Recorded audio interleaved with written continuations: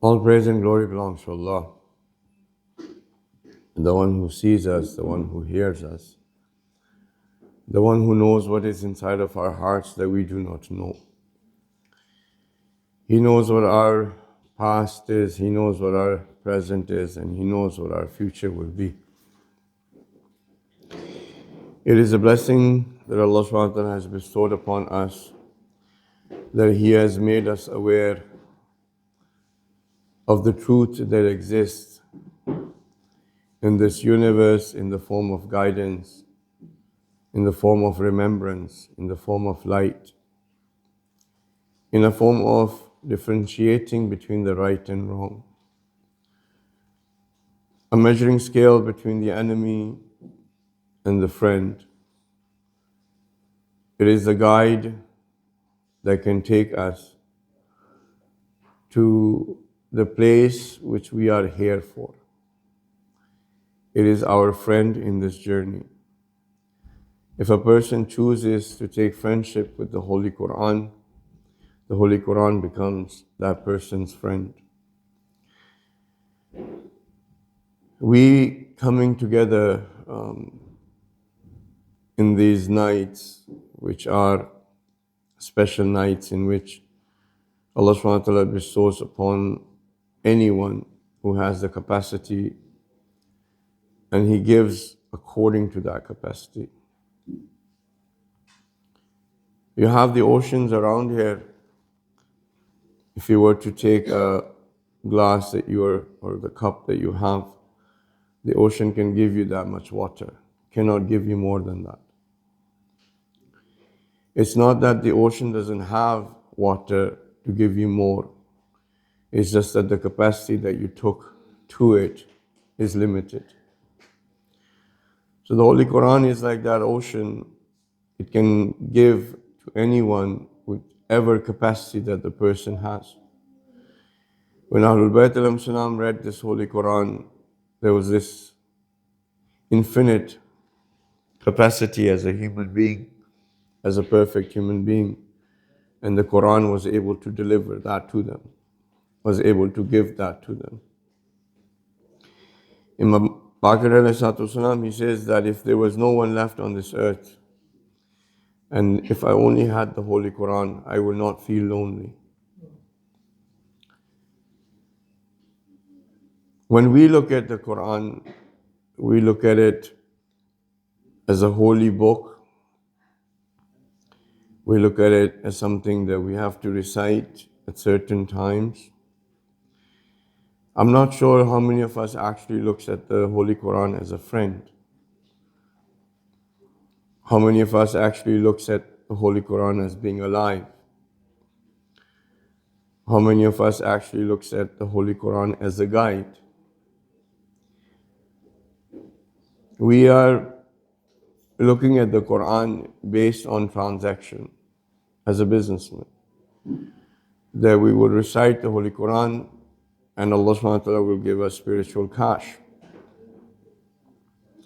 Sawab is basically spiritual cash that is given to us as a motivator for us to perform an action.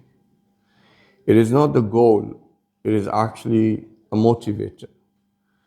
If you were to say to a child that I will give you $100 if you were to come and recite the Holy Quran, and the child is looking at just the $100 and forgets about the honor and the benefit in recitation of the Holy Quran, then that child will never benefit from the Quran, would get the spiritual cash of $100, but it will not be able to benefit. And that becomes our case.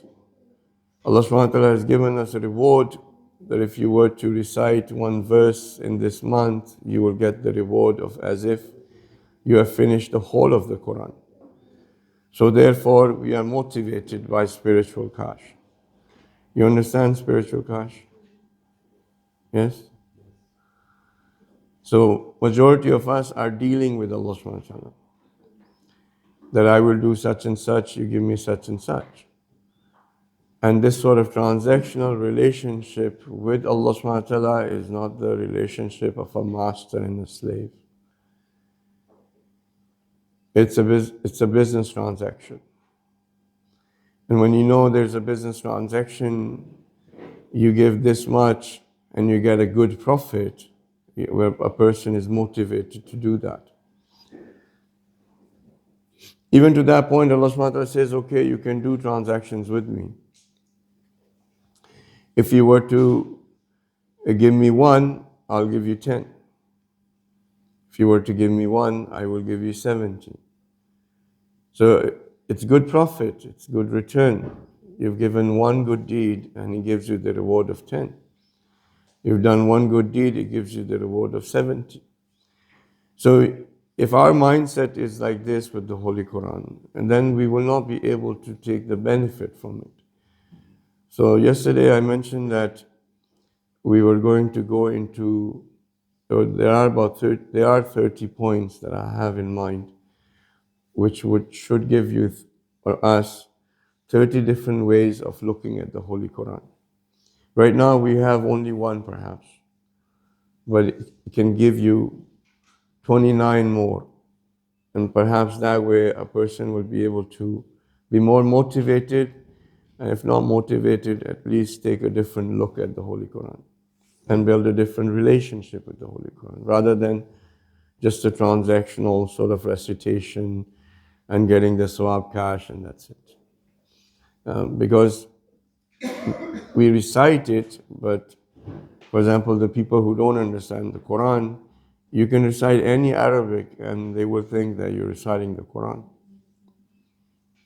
Right? And there might be some verses that a person is familiar with. If those verses come, they'll say, okay, Quran is being recited. But majority of us, ni hauma santi haula o yahan gaushing daitsalai chungo. It's like this. It was Chinese, by the way, if somebody did not know. So when it is like this, there's hardly any relationship you can build, right? If we cannot communicate, if you don't understand, how can you build a relationship? Example is simple, right? If there are two people, one speaks Chinese, one speaks English, one speaks Arabic, one speaks Chinese, and they want to have a relationship, can they build it? Right. There was a person, he got stopped at the immigration office. You know, in Canada we have a lot of borders with the US. So he was going by road and the immigration officers, they stopped him and they searched his car, which they do. So when they searched his car, there was a CD. And the officer asked him, what is this? And he said, this is my holy book. There was a CD in those days, like Quran. He said, okay. He put the CD in the CD player and the Quran started reciting. And he said, what is he saying? The person, I don't know. He said, if you don't know what it's saying, then how do you know it's holy? The point was that if you don't understand, then how do you know that it is holy, meaning it is something spiritual, meaning something high, something sublime, something to be loved, something to be revered, something to be accepted, something to be followed, something to be, used as a companion. How do you know? If you don't understand what it is saying, how do you know it's holy? Right? So, one of the things that Shaitan has done for us is kidnapped us. Ighwa is the word in Arabic, and you've already like I said to you before, that I would like to talk about the ghayat of Quran. And you know about the meaning that comes with the verses where Shaitan took a promise, or he swore, saying that for sure, meaning he's for sure is going to sit down on the straight path. And while he is on the straight path, he's going to ighwa, he's going to take people from the straight path. Now, when we look at the epistemology of the word ighwa, there's very few words in English or in other languages that actually can do justice about the Arabic word and the other languages word. Because Arabic has a lot of vast capacity to be able to describe something in very intrinsic details, and the word changes as the details change. English is probably the narrowest language. It has 2 million words. You just have to memorize. There's not much grammar, parts of speech. I don't know if you guys went through it. It's 8 and that's it. Right? So it becomes difficult for the translators to be able to translate Arabic into any other language. I'll give you an example of that word, and maybe it will clarify what Shaitan has done and how he's able to do. Because if you translate the word as kidnapping, if you were to kidnap me, I would know I'm being kidnapped. And because I know I'm being kidnapped, any kidnapper that person is getting kidnapped from will fight it, will not just let it be. Right? So Allah subhanahu wa ta'ala didn't have to tell us that innahu lakum aduwwun mubin, that he is your clear enemy. That means that there is some sort of ambiguity. Or maybe we have something in our heads that maybe, they can, he wishes well for us. You've seen spiders? Yes? Plenty here, yes. I've noticed there's plenty here. Because even like a car parked, there has a cobweb. It looks like it's been standing there for months, but it's not like that. So what happens with the spider is it creates a web, and a fly is passing by and randomly gets stuck. Once the fly is stuck, the spider goes and takes everything out of that fly that it needs for nourishment, but it leaves the shell of the fly. So it looks exactly like a fly to another fly. No change. The other fly sees there's a fly there must be something happening. So what it does is that it moves over to see what's going on, and it gets stuck. Spider comes, takes whatever is required from the fly and takes it, Now there's two, it doesn't remove. Now there's two, there's other flies seeing there's two, there must be something, a big sale going on. There's something, something being distributed for free. And we got to go check it out. So the other flies, they come. And the more flies come, the more chances for the spider to have meals. Now the fly is going to the other flies that there is something there. Right? So what shaitan does is that it takes the essence of something out. Remember where he's sitting? He's sitting on Sirat al-Mustaqim. So he'll take the essence out. He'll leave the shell. And because he's left the shell, the fly cannot distinguish, and therefore comes and gets trapped. So what he has done for us is that he's taken the essence out of dua. We just recite it. It's just the shell. We don't understand it. We do a check mark. We're supposed to do, for example, do I nutbah today? We did the check mark. We're good. Right? We don't know what the dua is saying. We have dua nutbah is saying that is there someone who comes with me and cries to the point where we become blind?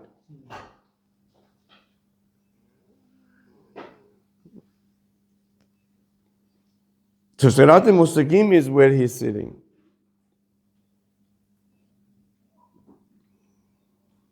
We have when du'as and Quran and Salah and even programs of, for example, my Ramadan or Azadari or any of those, they lose their essence, then that's what shaitan has done. It leaves the shell and people think that they have it, but actually they're trapped into its web. And then when they wake up, they realize that all they had was just a shell. They did not have the essence. Why? Is that clear? When it comes to shaitan, how he does? And I can give you plenty of examples. And you will see them around you. Right? So what is the essence of Hajj? Yeah. We'll get to the point of Quran being alive. What's the essence of Hajj? It's just to keep you awake. That's why I'm asking you questions so that you stay awake with me. What's the essence of Hajj? Yes?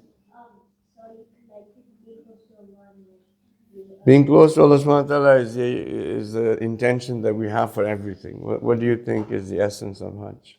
Cleansing yourself. Cleansing of self is as well, like for example, salah is cleansing, fasting is cleansing. Sacrifice is part of one of the manasik that we perform them in the remembrance of sacrifice to get us outside of arrogance, to cleanse ourselves of arrogance. That's probably the closest to the essence of Hajj. Because if you look at it, we as human beings, we go there, you cannot be a doctor, lawyer, engineer. You have to let go of everything. You're all together and you're wearing 2 pieces of cloth that cannot be sewn. You have to perform everything together, right? When you look at the worship part, sit down in the desert. Is there any dua? Nothing. Spend the night. I mean, like spend the night. Yeah, spend the night. Get up in the morning. Take a few stones, throw it at the poles. You're hitting shaitan. Together. So it's supposed to be that you are purified of any sort of arrogance, and that brings you together as one. Now, people have been performing Hajj since the Holy Prophet has ordained it. Yes? Are Muslims together? You would find the most amount of disunity among Muslims around Khana Kaaba. When in front of them, their brothers and sisters are being crucified, martyred, blown to pieces, children hungry and thirsty, dying, where enemy has weaponized hunger and cold, and nothing's happening. If you look at large among us, we have sectarian thought process when it comes to each other. And when I say sectarian, it doesn't really necessarily mean that Shia is Sunni. Like, you're Arab, I'm not. Different. You're Urdu speaking, I'm Punjabi, separate. You're from even to the sectarian thought we have to the street. If you find a person who lived in your street, in your postal code, you have postal code here? You find very close to that person. Oh, you live there. Oh, yeah, that's great. Like I live there too, and you're together. But if somebody else is another postal code, like I think you have this sort of rivalry here too. Oh, you live in the West. West is not. Yes? You have that?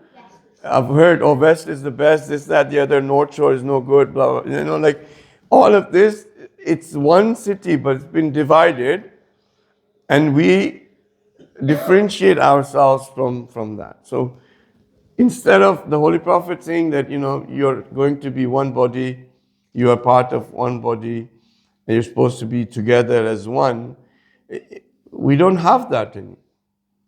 So if you look at the essence of the rituals that we have, even when you say something is a ritual, it's the indication that there is no essence. It's the indication that the ritual is just a check mark. Ritual is the goal. Ritual is not means to something else, but it is the itself goal to do it. And when religion becomes a ritual and a festival, then you lose the essence of it. And that's what happened with us. Religion is either a ritual to us or it is a celebration to us, right?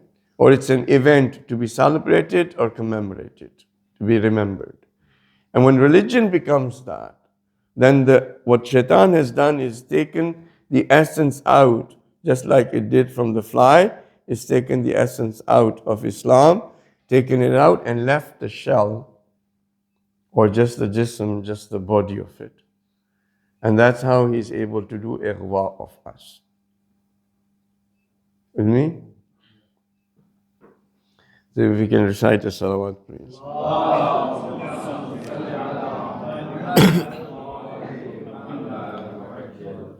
And probably in today's time, one of the most important thing that I can think of, which as the times they are getting closer, is unity. I don't think there was any other time more important than now, where our unity was like more than anything that we should have. Okay? It's not about just the fact that the enemies are at our door. It's not just that. It's because Imam is at our door. It's not that the enemy is at our door. It's that Imam is at our door. And we need to be united. If we're not united, when the Imam comes, it's not that Imam's revolution is going to be affected because we are not united. It's if we are not united, we will not be able to become part of his revolution. It's not that Imam needs us, we need the Imam. Right? So if now we cannot be united, if right now we're still in this sort of sectarian sort of mindset, then it's not that Imam is going to lose anything, mashallah, or Imam's revolution is going to stop.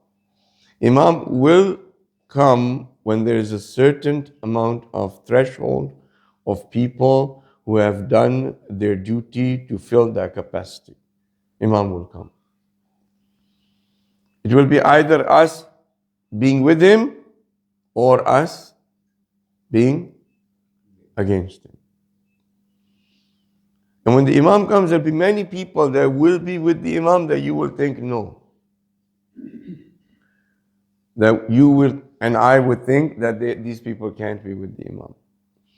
When you look at the way the humanity has been divided, there is one divide of humanity where people are united on the basis of humanity and fairness. And then there are people who are united on the basis of sectarian thought. This divide is very clear now. And this divide that is clear is indicating who is going to be with the Imam and who is not going to be with the Imam. The people who are united on the base of humanity and on the base of fairness, who are looking for social justice, who are looking for getting out of this state of lonely humanity coming to an extinction, these people will be able to support the Imam. Okay. Do you remember what we had said about Quran being the first point? Quran being alive. So the reason why Quran is alive is because one is that we have verses indicating that it is alive. We have a hadith that says that it is alive. The sixth Imam has said that it is alive. When you look at the traditions and when you look at the ghayat of the Quran, it tells us that it is alive. But when we look at the Quran, we don't see it as alive. What is the problem here? The problem is our definition of life. That the definition of life to Allah subhanahu wa ta'ala and to the traditions is something else, and the definition of life for us is something else. Because of this, we don't see the Holy Quran as being alive. So how would you have the Holy Quran being alive? What would you have to do? You would have to change the definition of life. If you don't change the definition of life, then the Quran is not alive. You know, like in science, you have but some places there are 6, some places there are 8, some places there are 9 criteria or conditions for something to be alive. And if it is those criteria, then I had mentioned to the brothers before that even the virus that took out, 8 billion people and brought them on their knees, by science criteria, it's not alive. So a dead thing brought 8 billion people to their knees. Our definition of life is it's not given to us by any divine knowledge. It's something that we have gotten from science. And even today, our youths, they are telling us, prove to me by science that there is a God. Before, the atheist would say, if you were to bring some logical arguments to the atheist would understand that it is true and they would accept. But now, even if you bring logical arguments, they will say, no, prove to us by science that the religion is correct. Or prove to us by science that God exists. Is this something that you've noticed, the shift or change among our youths? Because I notice there's only very few youths here. Majority of us we can consider ourselves youths. It depends on the definition. Oh, yeah. But, yeah. So, we've given the definition of youth to you before, but what I'm saying is that physically, our younger generation has gone away from Islam. They do not wish, the ones that are here, they know that too. They might have some friends who are just Muslim by name. They wish not to practice. They slowly go away from the practice of Islam, and then they come to a point where they start verbalizing and saying that there is no God. And that is the condition that we're in. If you don't want to accept it, you can say that, okay, I don't accept, but that is what I can see. And I've been seeing that in the communities for the last 30 years. Slowly, youths have drifted away. And when they ask us questions that deal with our ideology, that deals with the essence of Islam, that deal with not just the rituals, not just the celebrations, not just the commemoration, when they ask us the questions, we don't have the answers. And when we don't have the answers to give to them, they will find an answer, or they will say, if you cannot answer, that means that you are not right. Yes? And this is what we see now. And the age that we are in, after 10, 15 years, if you come back here, some of us, the seats will be empty. Now the seats are empty, but there's no one else coming and filling these seats. So what will happen after 20 years? More seats will be empty, and there'll be no one else coming to fill them. And if this continues, before you know it, I'll be speaking to you like I did yesterday. That this part of the seats were full and the other part empty. There was like 1 or 2. So I think it's high time, which actually long time ago should have been, we should have started looking at the essence and then having a perspective in which we could have tackled those questions with our youths to give them some sort of answer, not necessarily that that's what the reality is, but something which would be satisfactory enough that they could be inclined towards religion. So I'll give you a definition of life, if it's okay with you. Yeah. So don't get offended that it's not according to science. If you get offended that it's not according to science, it's actually also not true. The definition I am giving to you, science does, because right now our Quran is science, right? Like it's our authenticator. If science says this, that must be true. But the definition I'm about to give you, there are theories that say this is what life is. Okay? Should I? Because after that, there's going to be too many things that are going to be putting you to sleep. And I'm not sure whether, because already some of you are going like this. And I understand that, it's okay. Okay, so here it is. Life is the ability to store information, to receive information, and to transmit information. What is life? Life is to store information, receive information, transmit information. Okay. Clear?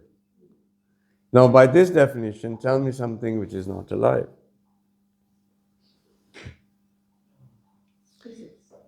Yeah? No, physics is a science. I'm talking about, is there anything that's not alive by this definition? See, this carpet has thread. Right? Thread is made up of chemicals. The chemicals have a pattern. There are molecules. Yes or no? With me? I lose people, no? Or are you with me? Okay. So we have molecules, then we have atoms, and all of this is in a pattern. It's information which is stored. Now, as this information is stored, there's other things in the environment that are sending information. This information is sent, the carpet receives it, right? There is dirt that goes on it, we walk on it, there is bacteria on it. If everything that has ability to store information, receive and transmit is alive. Now, why am I saying, Allah subhanahu wa ta'ala says, يُسَبِّحُ لِلَّهِ مَا فِي السَّمَاوَاتِ وَمَا فِي الْأَرْضِ. Everything that He has created is doing tasbih of Allah subhanahu wa ta'ala. If something is doing tasbih of Allah subhanahu wa ta'ala, cannot be dead. It is alive. And the way it is alive, ये हो गया? We can move forward. Just remember, I said to you that we want to see the Holy Quran as being alive. Yes? So these are the preliminaries for that. Anyone who did not take science in school? It's not that I did take, I'm just asking if anyone didn't. So everybody did? Yes? Everything that you see around you or anything in the universe is in constant movement. Yes? This constant movement creates two things. Anybody? Electricity and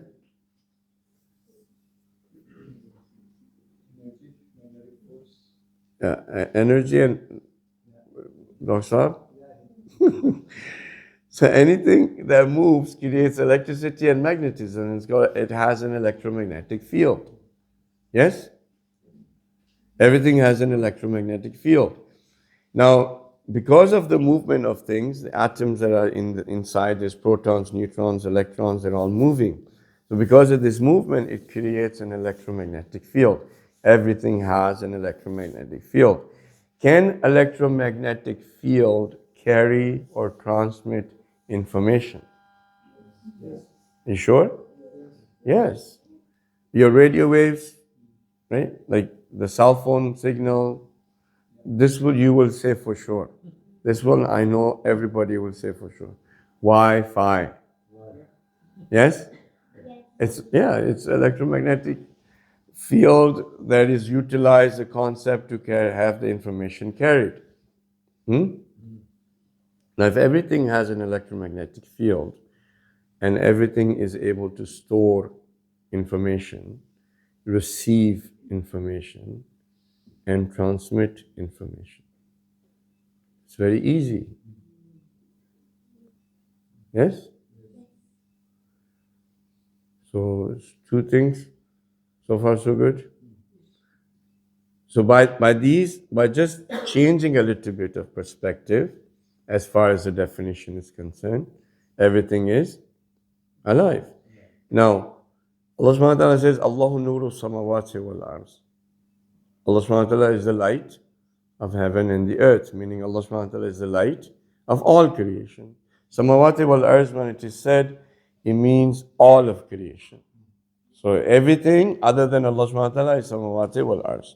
Everything is included. And in everything that's included, he says that Allahu nuru samawati wal arz. Allah subhanahu wa ta'ala is the light of samawati wal arz, of everything that is there. Before I go further, there's a disclaimer here. The disclaimer is this, you know how you guys are probably given disclaimer when I came over. The views expressed by this speaker are not necessarily our views. It does not reflect on us. As an independent person, let them speak. It has nothing to do with us, right? So I'm giving you that as a disclaimer. When you're looking at it, this is just one angle for your mind to go to, at least to say that yes, everything is alive, has the ability to store information, transmit, and receive. Because electromagnetic fields are all, everything has it, they're all interacting with each other, and this transactions, this transmission and this coordination that is happening has gotten the whole of the universe in its place that the way it is. Okay? Yes? So where was I before I started telling you about the disclaimer? Allah, oh mashallah. You can recite a salawat for yourselves then.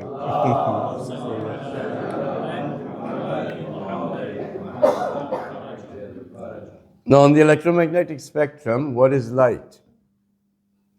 Light is part of the electromagnetic spectrum.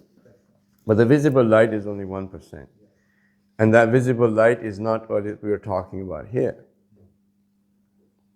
Right?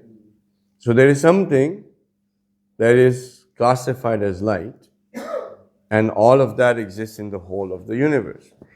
The amazing part is that they say that there is no darkness in the universe. Everything is emitting photons. But some of the photons that are being emitted are so minute, are so small, that we're not able to measure it. And because we're not able to measure it, we think that there is darkness. There's nothing that Allah subhanahu wa ta'ala has created that is not emitting light. If you wanted to read more, you can also look at Fitzgerald Popp. James Fitzgerald Popp is a scientist, and he did research on this basis, that everything emits light, and this light that is emitted is through which there is transmission or communication that is happening. There's 100 trillion cells, unicell organisms. So far, we say in chemistry that there's chemical reactions that are happening, and those chemical reactions are basis for the communication of these cells. But if it is the basis for that, and if it was not light, because if it is light, then it communicates at the speed of light. If it's chemical, then, it's like going to, for example, CBD on a donkey cart. By the time a chemical rolls around, comes to you and says, okay, you know what, your sugar is up, a person will probably die, right? If the signal comes that way, just based on chemical, the person will die. So if you wanted to read more, you can, so that everything is emitting photons. And this light or photons that's being emitted is interacting, and there is information being transferred. Okay, this much? Yes? Okay, now, the Holy Quran is also, I mean, if you want to look at the words that Allah subhanahu wa ta'ala has used, one of the words for the Quran is light. One of the words is zikr. And zikr, if you were to look at the epistemology of that, the word started with one meaning as being consciousness. Remembrance, consciousness. Remembrance meaning to be able to recall. Third is to be aware. When tell me something that is alive is aware, right? Is aware. Yes or no? And it's consciousness, and it can remind. Yes? It was. Anyways, you can take a look at the Holy Quran.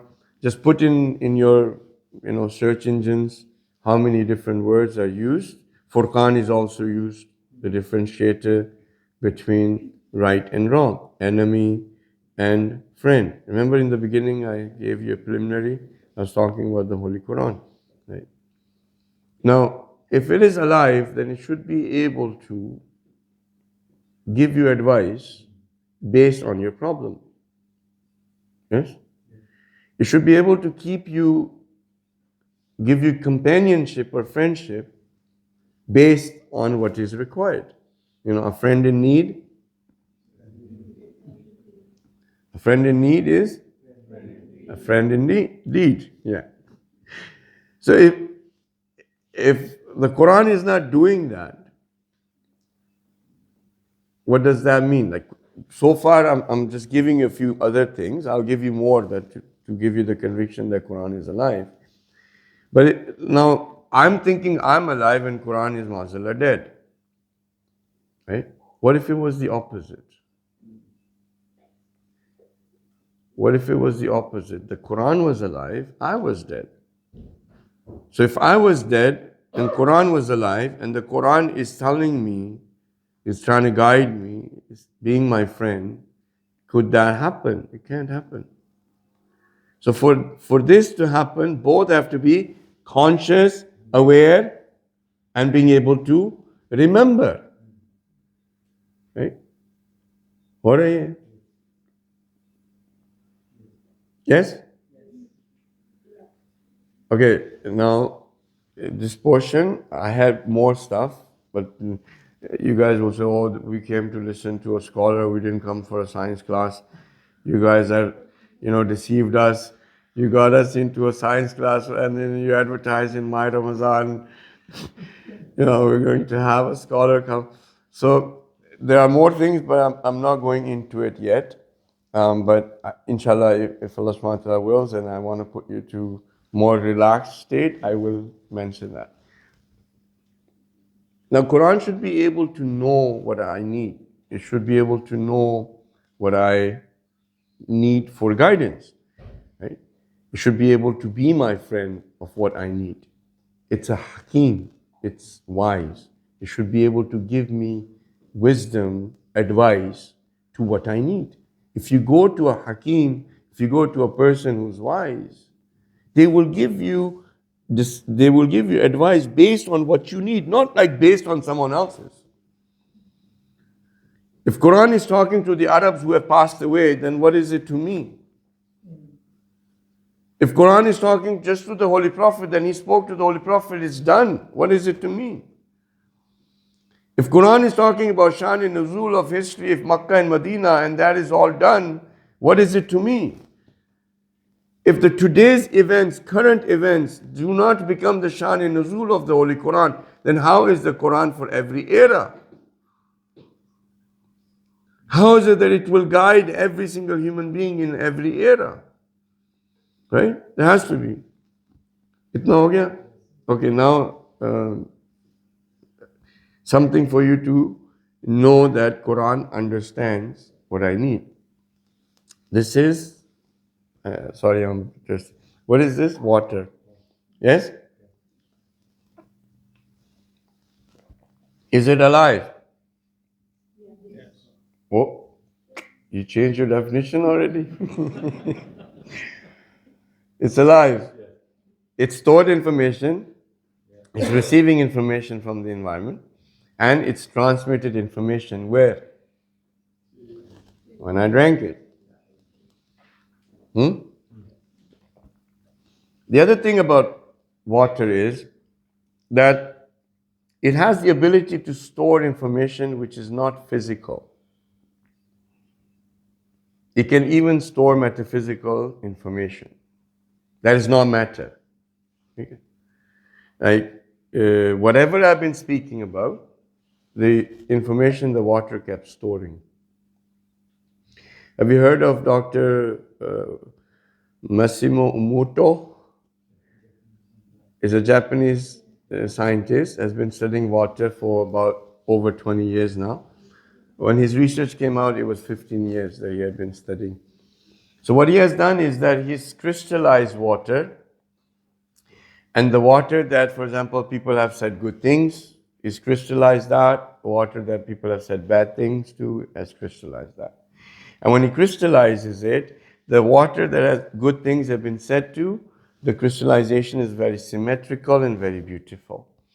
And where water, things have been said to water that are bad, then the crystallization of water is very ugly and broken up. Is this something you guys have seen? Yes? If the water was not conscious and did not understand, regardless of which language, this experiment has been done in all different parts of the world. People in South America have done this experiment. Children have done it. In their schools, they have put, let's say, one glass of in a cup of water, some rice, and then they would come and talk good things to it, and then on the other side they would talk bad things to it, like not good words, and this water remains clear.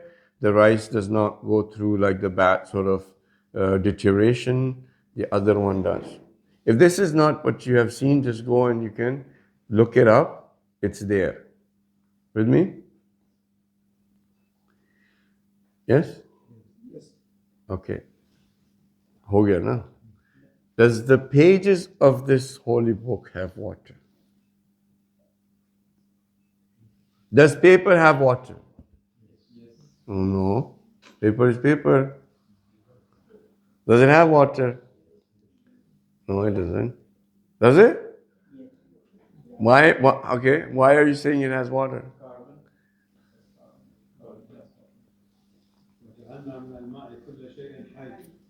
Yeah. So that is that whatever is alive, we have the information of that in the water, or whatever is alive has water.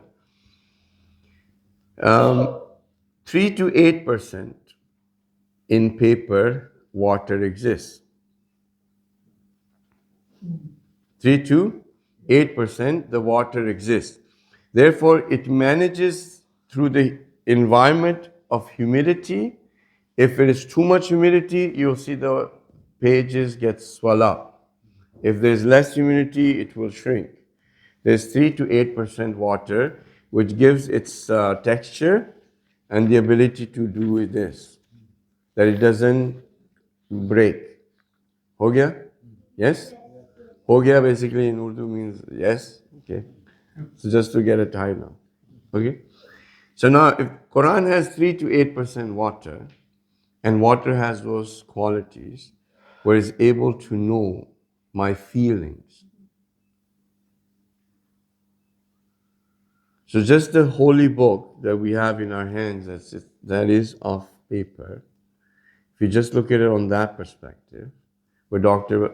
Omuto's research, that if it has water, which it does, 3 to 8%, then whatever I'm going to come up with, two will know my intentions, my emotions. Yes? Then it will respond accordingly. So when we go to the Holy Quran, we are not going with the intention that it's alive. We're not going to the Holy Quran with the intention that it is my friend. We're not going to the Holy Quran that it is my companion. We're not going to the Holy Quran that it is my guide. We're not going to the Holy Quran thinking that way, intending that way.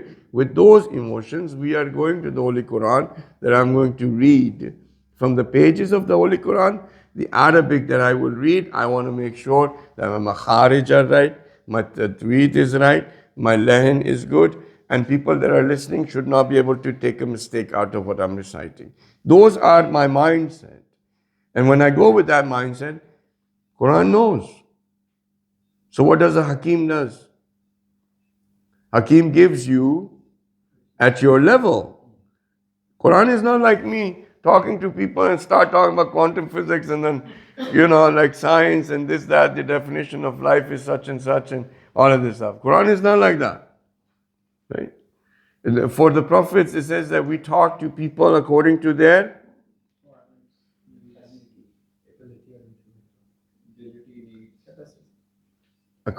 capacity. Right?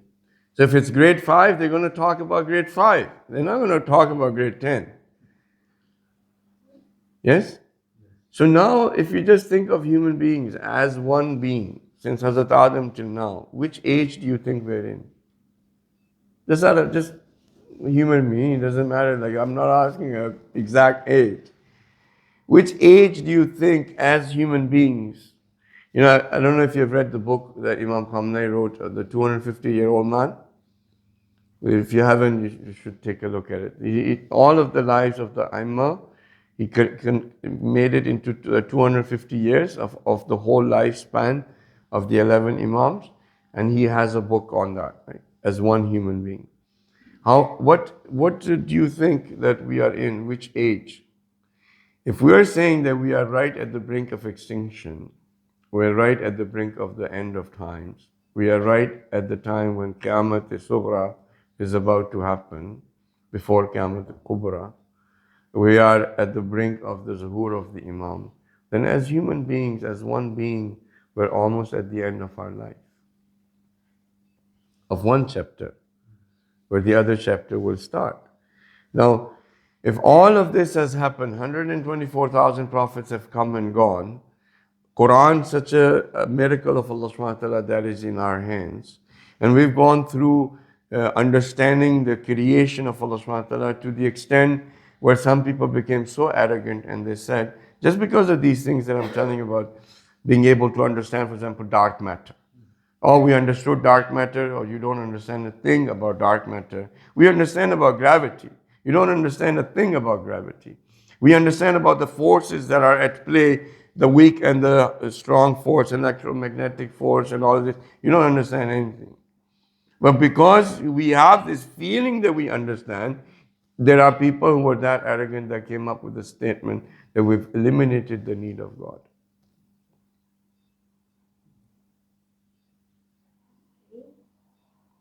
If you were to look at all that we have, these are nothing but models of understanding.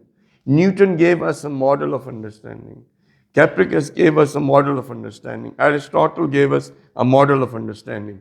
They do not talk about the property of the universe. They talk about a model of understanding of the universe. Now, because these models of understandings we have gone through 16 years, 20 years of our lives studying, then these models of understanding become the authenticator for everything else in our lives. When we think that there is no other model of understanding, there are many other models of understanding that are out there. And it's not just Allah subhanahu wa ta'ala talks about the model of understanding, He actually tells you the property of the universe. Not a model of understanding, the actual reality, the property of the universe. With me? Okay? So if you go to the Holy Quran now differently, with the intention that you are my friend, with the intention that you are alive, with the intention that I need your guidance, with the intention that these verses are speaking to me, with the intention that I want you to help me, I am in need, give me a solution. If you actually go with that intention, with humility, then open the Holy Quran and read it. you will find that you will get all of that. Why? Because it knows how you come. Okay? Why? Yes? And the last statement I will make on that, which there were many more, inshallah, let's see if tomorrow we have more time, then I can go into it.